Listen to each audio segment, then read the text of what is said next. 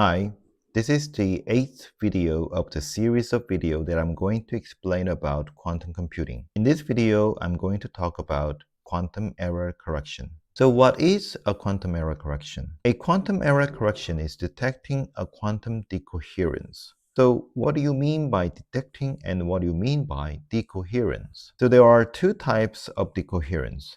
One is phase flip and the other is bit flip. So phase flip is when the sign of ket1 in the linear combination of quantum state is reversed. And the bit flip is when ket0 is flipped into bit 1.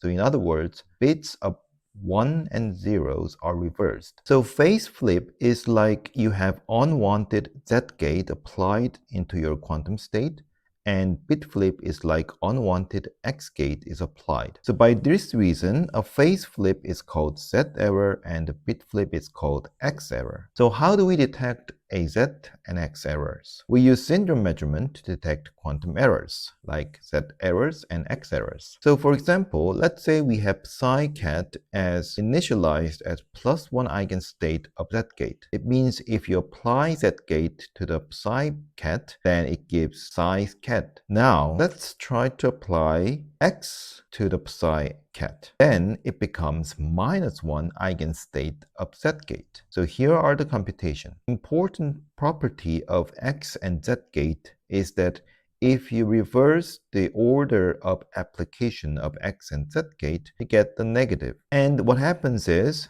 when you take the minus by changing this order of Z and X, then you can write that as Z is applied to minus X psi ket, and it is same as X psi ket. So if you see the last equality here, it means that X psi ket is a -1 eigenstate of Z gate. So by this fact, since you have X gate changing the plus and minus sign of the eigenstate of Z gate, you can detect whether X gate is applied to your quantum state or not. As we said, bit flip error is considered as unwanted X gate applied to the quantum state. So you can use the measurement set to detect whether the qubit is changed to its eigenvalue by X error. Same thing applies to measurement X with Z errors. So in this video, we briefly walk through the core idea of the quantum error correction. So in the next video, I'm going to introduce